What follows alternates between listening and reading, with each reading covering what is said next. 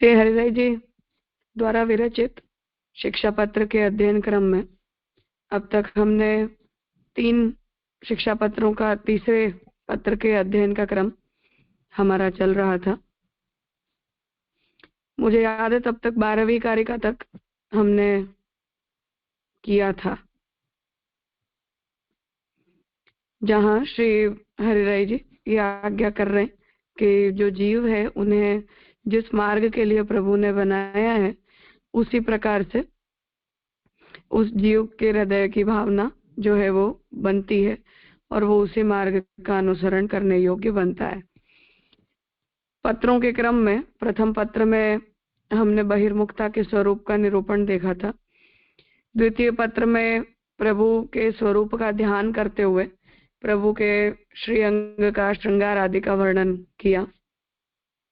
और इस तीसरे पत्र में श्री हरिराय जी यहाँ स्वमार्गीय निष्ठा और स्वमार्गीय हमारा जो कर्तव्य है उसके विषय में आप जो निरूपण कर रहे हैं उसे हमने 12वीं कारिका तक देखा था। आज हम आगे देखें 13वीं कारिका से। तो श्री कृष्ण, श्रीमदाचार्य जी, श्री गोसाई जी और सब लीला सामग्री इन सबन के बराबर लौकिक में काहू दिन और कछु नहीं है। टीका। अब श्री हरिराय जी पुष्टि मार्गीय जीवन को शिक्षा करत है, जो यह भाव मन में अहर्निश अवश्य राखियो, अलौकिक पदार्थ में लौकिक बुद्धि आवे तो वाको सर्वस्व नाश होए। सो कहत है। एक श्री कृष्ण, श्री आचार्य जी और श्री विठलनाथ जी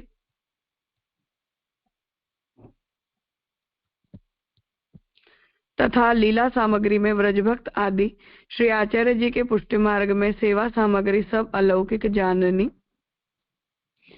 यहाँ श्री हरिराय जी आज्ञा कर रहे हैं कि जब हम प्रभु सेवा में किसी भी वस्तु का उपयोग करते हैं या जब हम हमारी प्रभु सेवा में प्रवृत्ति होती है तो उस समय उन पदार्थों को हमें प्रभु के समान जानना चाहिए। उनमें और प्रभु में कोई भेद नहीं है। तो उस बात को यहाँ क्रमशः समझा रहे हैं कि भगवान जो है उनके अनुरूप, मतलब प्रभु के परिकर के रूप में, प्रभु की सेवा के अंग के रूप में श्री महाप्रभु जी, श्री गोसाई जी और यशोदा जी, नंदराय जी आदि जो ब्रज भक्त हैं उन सबको हमें प्रभु के समान जानना चाहिए। श्री कृष्ण साक्षात फलात्मक रसात्मक, श्री यशोदोत्संग लालित सर्वांग सुंदर, ब्रज भक्तन के सर्वस्व जीवन धन, सो ही श्री कृष्ण अपने दैवी जीवन के उद्धारार्थ श्री आचार्य जी महाप्रभु जी रूप और अलौकिक अग्नि रूप प्रकटे, सो अलौकिक मार्ग प्रकट किए। सो ही श्री आचार्य जी अपनो दूसरो ही रूप श्री गोसाई जी को धारण करी यह पुष्टि मार्ग को प्रकाश किए। तो यहाँ आप ये आज्ञा कर रहे हैं कि महाप्रभु जी जो है उनका प्राकट्य प्रभु की आज्ञा से ही पुष्टि जीवों को भगवत प्राप्ति का मार्ग दिखाने के लिए हुआ। इसलिए महाप्रभु जी में और ठाकुर जी में कोई भेद नहीं जानना चाहिए। और महाप्रभु जी को ही ठाकुर जी की आज्ञा से विवाह आपने किया और आपके वहां पुत्रों का जन्म हुआ जो इस मार्ग को आगे बढ़ाने के लिए प्रकटे हैं। इसलिए गोसाई जी और गोपीनाथ जी को भी महाप्रभु जी से भिन्न नहीं जानने, जो बात हम दामोदर दास जी की वार्ता में भी देख सकते हैं कि महाप्रभु जी ने उन्हें ये बात कही कि उन्हें मुझसे अलग नहीं समझना है। तो वो दूसरे क्रम पर यहाँ बता रहे हैं। अब आगे, जैसे श्री कृष्णावतार में सगरी लीला सामग्री श्री कृष्ण, श्री नंदराय जी, श्री यशोदा जी आदि सब अलौकिक बाल लीला रस में मग्न है। सखा ग्वाल येहू अलौकिक सख्य भाव में मग्न है। गोपी जन में अनेक भाव हैं। तो अब क्रमशः यहाँ व्रज के परिकर का वर्णन कर रहे हैं कि नंदराय जी, यशोदा जी आदि का अलग अलग अपना अपना प्रभु की लीला में स्थान है। ऐसे जो गोपिकाएं हैं उनके भी भिन्न भिन्न स्वरूप भेद और भाव भेद है जो हम सुबोधनी जी में पढ़ते हैं। तो गोपी जन में अनेक भाव हैं। श्रुति रूपा, कुमारिका, मुख्य श्री स्वामी जी, वृषभानुजा और श्री यमुना जी, इनके अनेक यूथ, अनेक सखी, यह सब।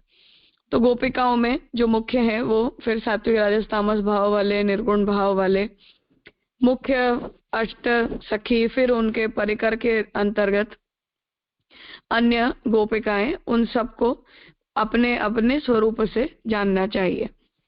अलौकिक श्री गिरिराज, वृक्षादिक, पशु पक्षी, व्रजभूमि, गुल्म, लता, औषधि, निकुंज आदि सब लीला सामग्री। फिर प्रभु जहाँ विहार करते हैं वो सब स्थान भी साक्षात भगवत रूप है। आभूषण, वस्त्रादि सामग्री सब अलौकिक है। प्रभु जो वस्त्र धरते हैं, जिन आभूषणों को धरते हैं, तो अपने यहाँ जो श्रृंगार आदि हैं वो भी व्रज भक्तों के ही भाव रूप माने जाते हैं। तो उन्हीं को प्रभु धारण करते हैं, भक्तों को ही, इसलिए उनका भी स्वरूप है वो जड़ या भौतिक स्वरूप नहीं है, परंतु आध्यात्मिक उनका स्वरूप है। तैसे ही यह श्री आचार्य जी, श्री गोसाई जी के पुष्टि मार्ग में सेवा प्रकार, वर्ष दिन के उत्सव, नित्य सेवा को प्रकार, सामग्री, आभूषण, वस्त्र, सिंहासन, खंडपाठ, पिछवाई, निज मंदिर। तो उसी प्रकार से प्रभु जिस स्थान में विराजते हैं, जैसा हम गोपीनाथ जी के सेवा भावना के श्लोक में पढ़ते हैं कि उस स्थान को हम अक्षर रूप बताते हैं। तो प्रभु जिस स्थान पर निवास करते हैं, प्रभु हमारे घर में जहाँ विराजते हैं, वो स्थान साक्षात व्रजभूमि है, अक्षर ब्रह्मात्मक वो स्थान है। और उस स्थान पर प्रभु का जो निवास होता है, वहाँ सिंहासन भी जो है वो यशोदा जी की गोदी के रूप में उसका भाव किया जाता है। खंड पाठ आदि भी हमारे सात्विक राजस तामस भावों के प्रतीक रूप हैं, जिनके ऊपर प्रभु विराज कर हमारे उन भावों का स्वीकार करते हैं।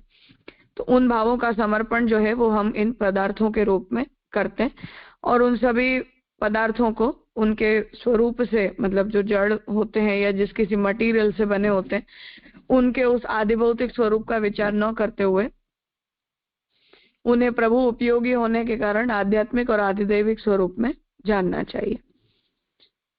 मणिकोठा, तिबारी, ये सब श्रीनाथ जी नाथद्वारा में विराजे, वहां से प्रभु के विराजने के स्थान का जो विस्तार हुआ वो हमें देखने मिलता है। ऐतिहासिक रूप से प्रभु के विराजने का जो स्थान है वो जो परंपरा से अपने आप बनता आया है, उसका सबसे पहला जो नक्शा है वो राजा ठाकुर के मंदिर का बना, जो गोकुल में गिरधर जी के घर के अंतर्गत बनाया गया।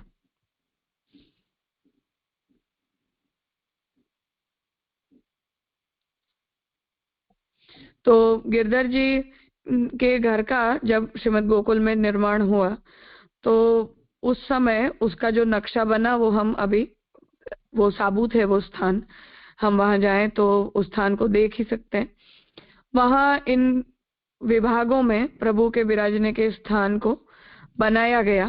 कारण बहुत से हैं, उनके विस्तार में हम नहीं जा रहे, परंतु मुख्य कारण इतना है कि सेवा करने के लिए श्री गोसाई जी का परिवार भी बड़ा हो गया और विराजने के स्थान पर भी स्वतंत्रता और अनुकूलता भी बन पाई, जिसके कारण इस प्रकार का विस्तार समर्पण के भाव के अंतर्गत किया गया है, उसका अन्य कोई प्रयोजन नहीं है।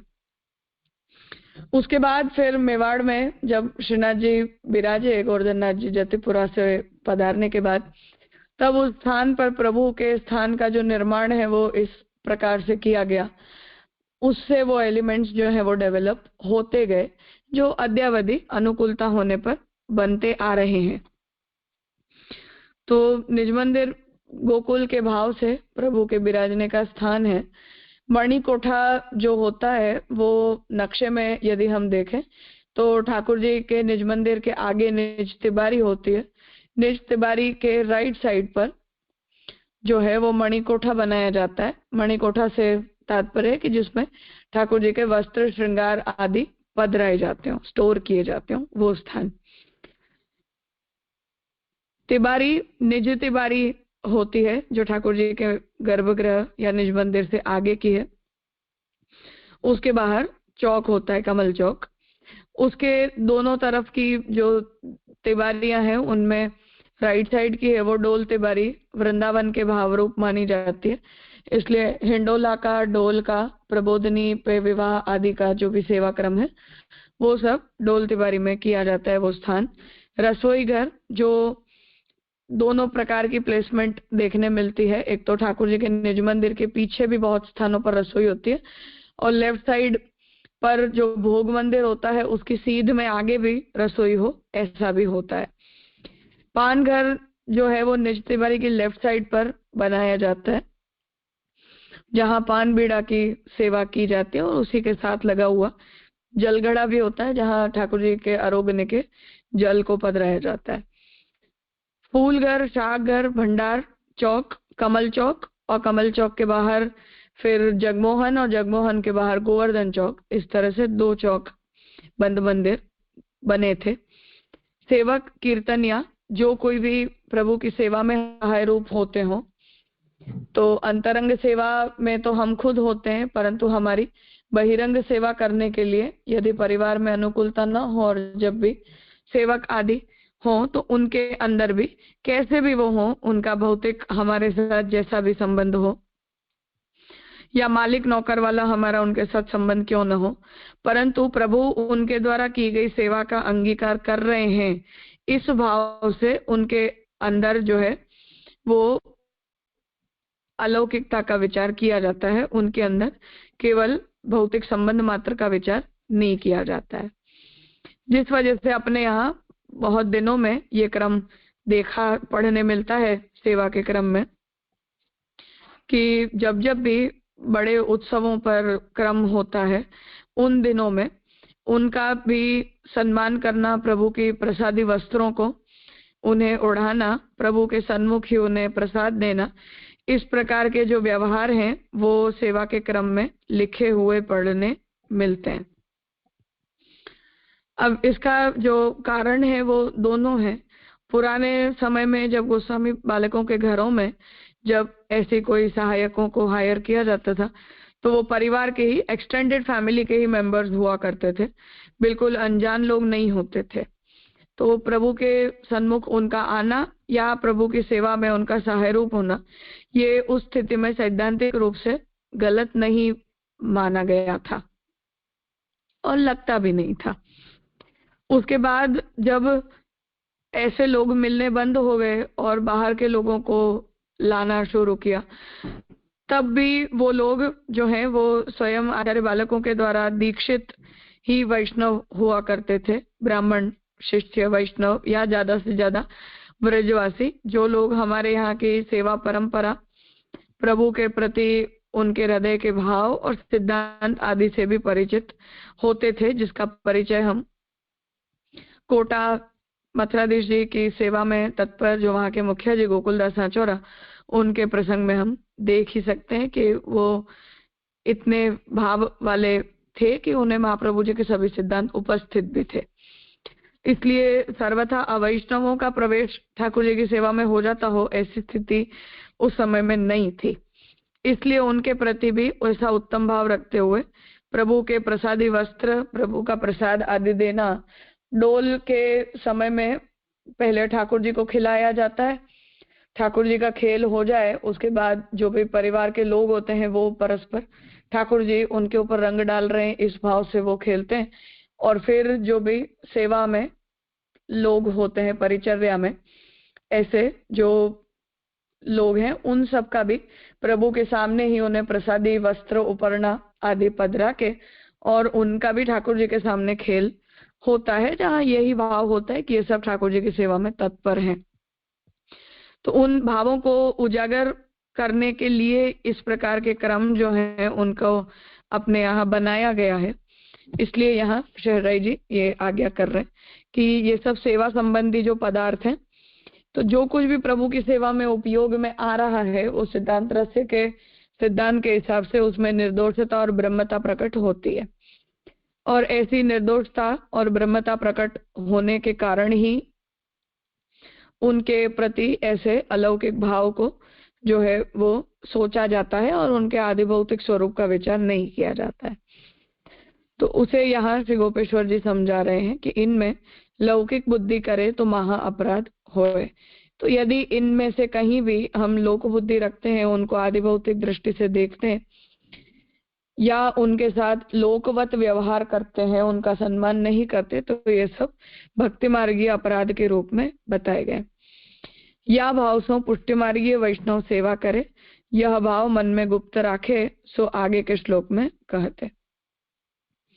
तो यहाँ आपने इस बात को स्पष्ट किया कि ऐसा अलौकिक भाव हमें प्रभु की सेवा में उपयोग में आने वाली प्रत्येक वस्तु के प्रति करना चाहिए, परंतु उस भाव का प्रदर्शन योग्य नहीं है। इसलिए हम अपने हृदय में वो भाव रखें और उस भाव को हम एंजॉय करें, भक्ति के अंग के रूप में उसे हम जाने और प्रभु की सेवा में अपने उन भावों को समर्पित करें। यहाँ तक यदि उन भावों का समावेश किया जाता हो तो वो योग्य है। परंतु यदि ऐसा न होकर और लोक प्रदर्शन का वो विषय बने, हम हर व्यक्ति को प्रभु सेवा संबंधी पदार्थों का प्रदर्शन करते हुए उनके भावों को भी उनके साथ यदि हम शेयर करने लग जाते हैं, तो उस प्रकार का जो व्यवहार है वो हमारी परंपरा के विरुद्ध माना गया है। इसलिए यहाँ श्री गोपेश्वर जी आगे की कारिका में भी ये बात आज्ञा करेंगे। तो आप यहाँ इस बात को स्पष्ट कर रहे हैं कि इसलिए उन सभी वस्तुओं में हमें ऐसे अलौकिक भाव को रखना चाहिए और उनके अंदर ऐसा भाव रखते हुए हमें प्रभु सेवा में हमारे हृदय में भाव की वृद्धि करेंगे, ऐसा अपने हृदय में भाव रखते हुए उन्हें सेवा में समाविष्ट करना चाहिए। ऐसा यहाँ गोपेश्वर जी समझा रहे हैं।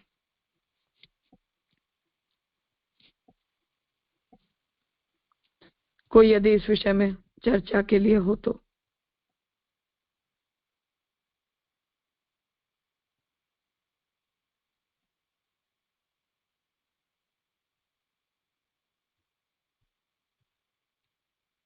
हाँ स्वाति बहन। प्रणाम राजा। राजा हाँ। यहाँ परिचारक को पदार्थ क्यों कहा है?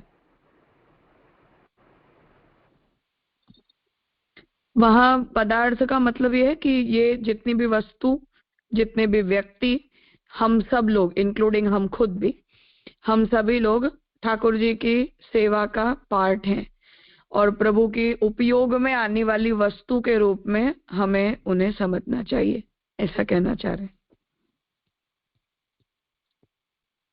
जी राजा, समझ गया। हाँ, वो पदार्थ मतलब जड़ है उस अर्थ में नहीं है, परंतु हम सभी का कोई ना कोई प्रकार से विनियोग ठाकुर जी की सेवा में हो रहा है। प्रभु हमारी सेवा का अंगीकार किसी न किसी रूप में कर रहे हैं, इसलिए हमें अपने आप को और सभी को परस्पर हर किसी में प्रभु के ही परिकर के भाव के रूप में हमें एक दूसरे को देखना चाहिए, कम से कम जब तक हम सेवा में हो तब तक। जी जी राजा।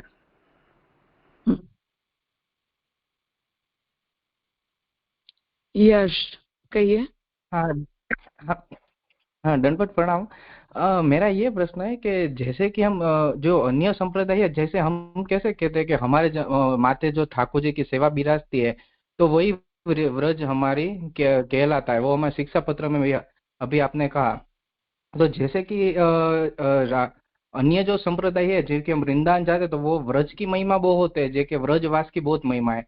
तो क्या हम ऐसा समझ सकते हैं कि व्रजवास की भी महिमा हमारे घर पे ही हमें वो फल मिल जाता है, जो वहाँ के भक्तों के वहाँ पे वास करते हैं, वही फल हमें यह भी यहाँ भी मिल ही जाता है? हर किसी को मिल जाता है, उन्हें भी मिल ही जाता है। व्रजवास को बताने का जो मुख्य प्रयोजन है वो वातावरण की एक रूपता है, जो पहले पर्पज हुआ करता था। अब वो आज के जमाने में ऐसा प्रयोजन नहीं रह गया है, पर प्रयोजन केवल मूलतः ये था कि हमें हमारे घर परिवार के लोगों के कारण या हमारे समाज के लोगों के कारण जैसी भी परिस्थिति का सामना करना पड़ता है, या जो भी लौकिक वातावरण में हमें अपने आप को इन्वॉल्व करना पड़ता है, ऐसी सब स्थितियों को हम अवॉइड कर सकते हैं। और जो व्यक्ति केवल एकनिष्ठ भाव से रहना चाहता हो कि अब उसके जीवन का एकमात्र इतना ही लक्ष्य हो कि वो अब केवल भक्ति ही करना चाहता है और उसके जीवन का कोई प्रयोजन नहीं है, तो ऐसे व्यक्ति के लिए ब्रजवास जो है वो लाभदायी होता है। वो फल की दृष्टि से नहीं, क्योंकि वहां के भी जो जैसे निम्बार्क, चैतन्य और हम तीनों ही भक्ति संप्रदाय निष्काम मार्गी हैं। कोई भी भगवान से फल की आकांक्षा रखने वाले नहीं है। इसलिए हम में से कोई भी ऐसा नहीं कहना चाहता कि वहां हमें रहने से जो भी फल मिलेगा वो भक्ति के अतिरिक्त कुछ और मिलने वाला है। तो उस दृष्टि से ये बात कही जाती है, और उसकी जो महिमा है वो भी इसीलिए कही जाती है क्योंकि वहां रहने पर हमारे हृदय में प्रभु की लीला, प्रभु के सभी कार्य ज्यादा अच्छे से उपस्थित रह पाते हैं। उनकी स्फूर्ति हमारे चित्त में अच्छी बनी रहती है, और हम जो है वो अन्य सभी प्रवृत्तियों में से दूर हटके और एकमात्र भक्ति मार्गीय प्रवृत्ति में अपने चित्त को लगा सकते हैं। यही जो है वो मूल प्रयोजन है। वहां अन्य आकांक्षाओं की पूर्ति के लिए जो लोग ब्रजवास की बातें करते हैं यदि, तो वो ऐसे शुद्ध भक्ति मार्गी लोग हैं, वो नहीं करते हैं। अच्छा, तो मतलब ये देखिए व्रजवास जो अगर हम भी अब हमारा क्या मेरा मीनिंग ये है कि जो हम व्रज रज वहाँ की जो होती है, तो जैसे कि गोपी की व्रज रज मिलती है और सब भक्तों की रज मिलती है, क्योंकि वहाँ वातावरण ऐसा होता है कि भक्ति में ही मन चित रहता है। तो यही वहाँ का प्रभाव है कि क्या, और हम घर जैसे कि हम घर पे भी ठाकुर जी की सेवा पधराते हैं और सेवा करते हैं, तो कैसा, मेरा कहने का मीनिंग ये है कि मैं समझा नहीं पा रहा हूँ कि जो दोनों में फर्क है खरी या नहीं है, यही खाली मीन्स के नहीं है, वहाँ सब बिल्कुल ऐसा, नहीं है। हाँ, वो सब वहाँ कहते हैं व्रज भक्त, जबकि वहाँ नहीं है, अन्य संप्रदाय जब, हाँ, नहीं है, यही ना। नहीं है। ठीक है। मैं यही कह रही हूँ कि हमारे घर में और व्रज में कोई अंतर नहीं है, और अच्छा। हमारे घर की जो ठाकुर जी की चरण रज है उसमें और ब्रज की रज में भी कोई अंतर नहीं है। जो कुछ भी है अच्छा। वो सब कुछ हमें तो अपने घर में स्वतः प्राप्त है, स्वतः सिद्ध है। अच्छा। इसलिए इन दोनों में कोई अंतर का कोई प्रश्न नहीं है। प्रश्न अच्छा। केवल, अंतर इतना केवल पड़ता है कि हमें ऐसा माहौल में एक रूपता मिल पाती है, बस हम्म। केवल इतना ही करके, और कोई बात नहीं है। जो अन्य प्रवृत्तियों में, मतलब जो खास करके व्यावृत्त जो हमारा जीवन है, हम्म। ऐसी व्यापृति वाला जो भी इन्वॉल्वमेंट हमें हमारे घर परिवार में रखना पड़ता है, उन सब से निवृत्त होकर और हम केवल और केवल भक्ति करने के लिए वहां रह सकते हैं। और उत्तम भक्तों का संग हमें भी सरलता से अच्छा। प्राप्त हो जाता है, जो उस जमाने में अपने गांव शहर में हम्म। नहीं मिल पाता था। जैसे हम महाप्रभु जी के अच्छा। पीरियड में देखें तो महाप्रभु जी ने केवल 84 शिष्यों को संप्रदाय में दीक्षित किया, जो लोग एक दूसरे से कितना कितना दूर रह रहे हैं। तो कोई हम्म। वैष्णव ऐसा भी नहीं कि जिसे अपने ही शहर में, अपने ही गांव में कोई अन्य पुष्टि मार्गीय वैष्णव का संग भी प्राप्त हो पाता हो। तो ऐसे सब लोगों को एक तीर्थ में, भगवत स्थान में मिलने पर भक्ति मार्गीय संग प्राप्त हो जाता है सरलता से, तो उनके लिए वो ज्यादा उपकारक हो जाता था। तो ऐसे सब वो ज्योग्राफिकल और सोशल बेनिफिट्स वाली उसमें मुख्य बात है। और उसके अतिरिक्त तो हमारे घर में और व्रज के अंदर कोई अंतर नहीं है। जहाँ ठाकुर जी विराजते हैं वो स्थान अपने आप में व्रज होता है। अच्छा, तो हमें ऐसा नहीं सोचना चाहिए कि व्रज में जाके हमारा शरीर छूटे तो अच्छा है, ऐसा हमारी विचारधारा नहीं होनी चाहिए। नहीं नहीं, नहीं हो- बिल्कुल नहीं होनी चाहिए। अच्छा। हम जहाँ हैं, हमारे ठाकुर जी जहाँ हैं, हमारा जो कुछ भी है वो सब कुछ वही है। अच्छा, बस क्लियर हो गया जैसे। हाँ। खूब खूब आभार। हाँ। खूब खूब आभार।